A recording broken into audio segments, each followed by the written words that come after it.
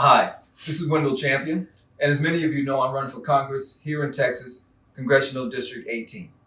Sheila Jackson Lee has been the Congresswoman for over 25 years, and it's time now for us to have a change of leadership in this district. This district goes all the way from downtown up here to the Cypress area, where I am located right now, with Larry Lipton, my friend, owner of Lipton Insurance Agency. You can see the card right here, the Lipton. And he wants me to remind you, if you can't remember Lipton tea. He's a tea guy. But we're in good hands with Larry. We want to talk more seriously, though, about some of the issues and concerns that we have for business owners in this area and across many of the communities that we have. Larry, you've been in business for over 35 years here? Right. 35 years. Can you talk to us a little bit about some of the changes you've seen in this area, concerns that you have for business owners in the community? Of course I can. One of the things that I have found as a very active member of the Chamber of Commerce, the Houston Northwest Chamber of Commerce, is the concern of decline. When you look at the 1960 area, you see significant decline. We're working on correcting it now. We've tried a few other times too and had no luck, but this one sounds much better. When it comes to revitalization of an area that's been avoided, it's a lot of work and it's very, very expensive. When you say avoided, what exactly do you mean? I mean, we have lots of vacancies in our buildings. We have lots of buildings that are in poor condition. We have crime that is significant.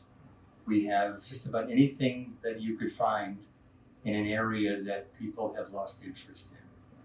And what can we do? I mean, Larry, you understand, having been here for 35 years, you've seen a lot of movement and a lot of the different ways things have happened. How do you think civic leaders can impact this in a more positive way? The number one requirement is money. And we can't come up with enough money to do the job.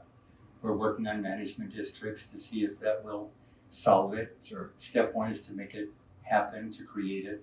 Step two is to have it be successful and come up with the cash that's needed.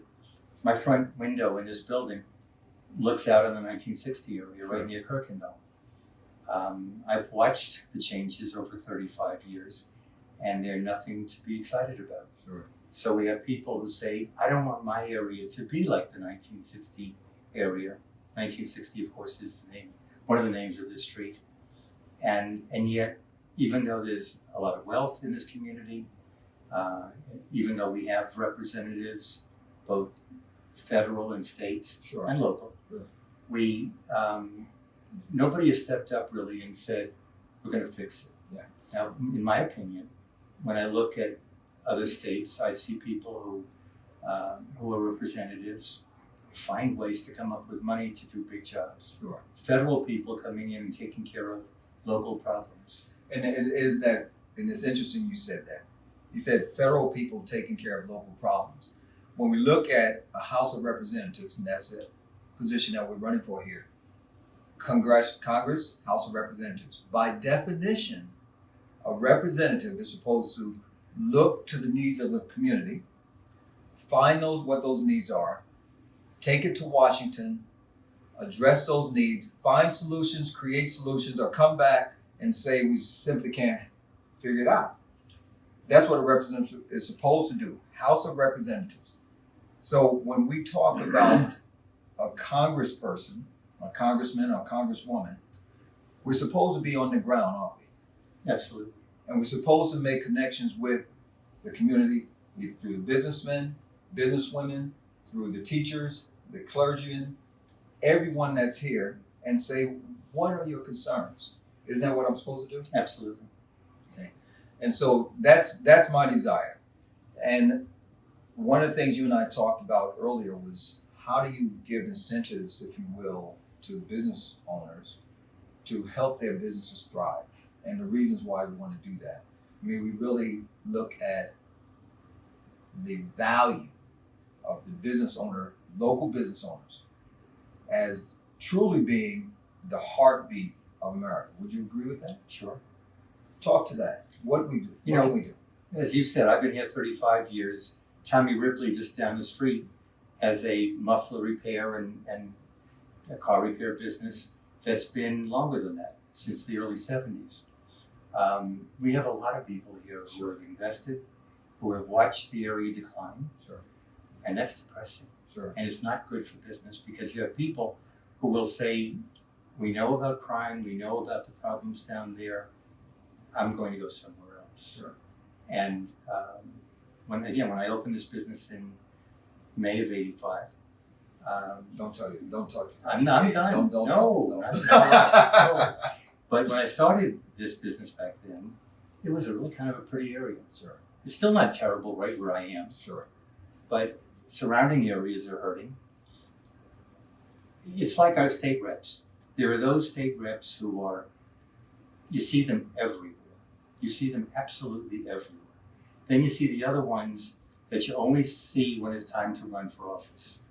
Well, I know who I'm going to vote for. Sure. It's not going to be the ones who are ceremonial, who are just out there. And we know those as state reps.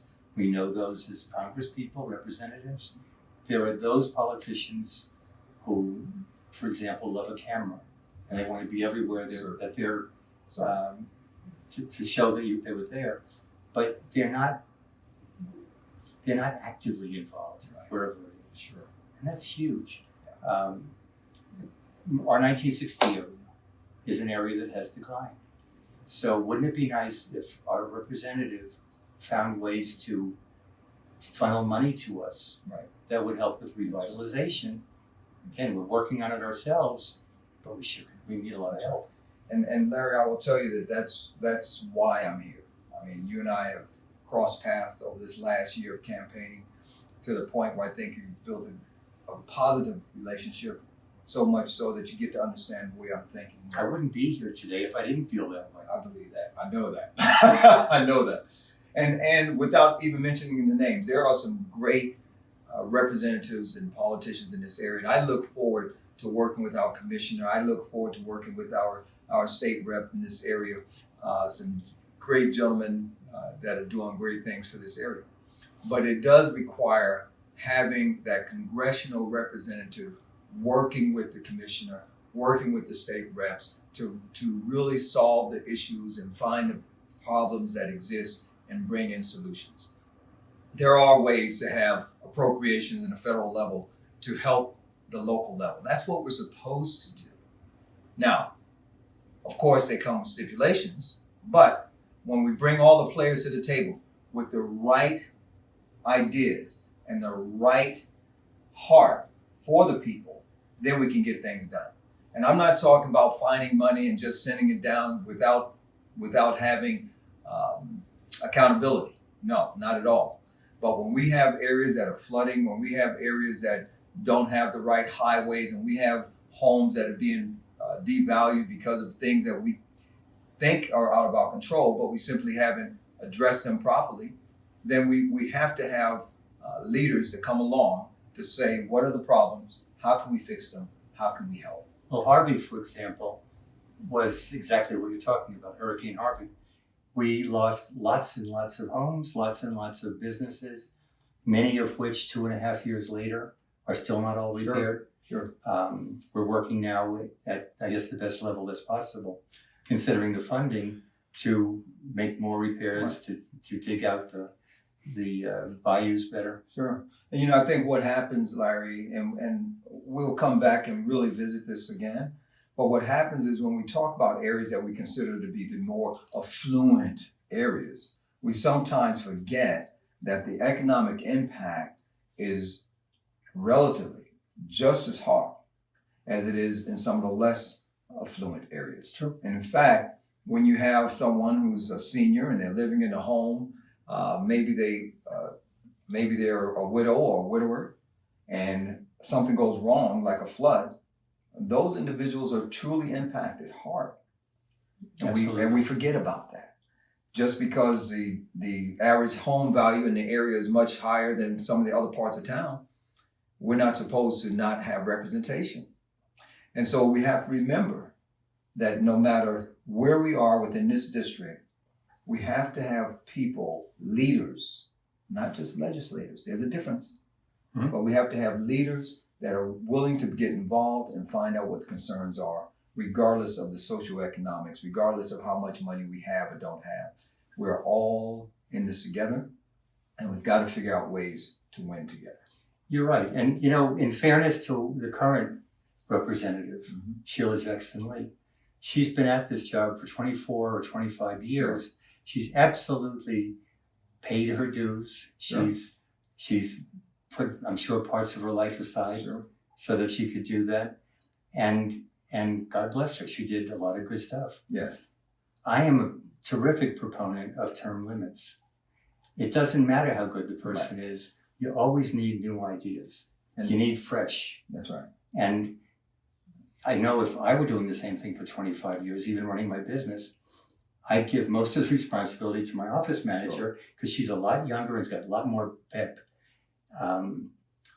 I think it's important that we do turn over the people who do these things without any comment about them not being good people That's or right. having had value, Absolutely. but just coming back and say, okay, that's great, thank you. It's time for somebody else. That's right. And I agree with that, Larry. I agree with that. And I want everyone who sees this to understand that anytime we see someone has been serving for 25 years, we don't go out and make negative comments about that. We have to respect that. But like Larry said, there's time. There's a time that we have to bring in new leadership, new ideas, new approaches. The approaches that were good 25 years ago, quite frankly, are not powerful enough, if you will, or are not able to produce the types of results because things have changed, the world has changed, relationships have changed. And within this district, it is absolutely time for us to look at new leaders. And I hope that you would take a look at our website at Champion 2020 and find out more about the candidacy that we have. What you'll find out is that you're looking at an individual who really, really wants to help the people. And I'm not saying that the incumbent doesn't. I'm just saying that it's time.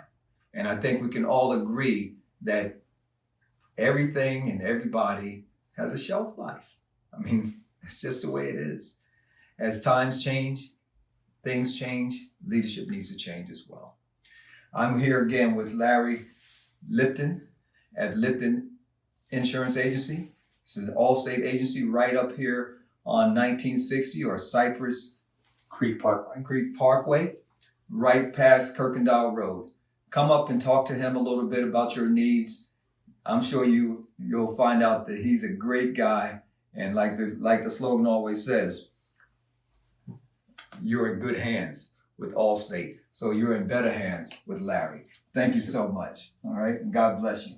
I appreciate you. And to all those who are looking, I just want to say thank you for your time. God bless you. God bless your families, and God bless America. Thank you.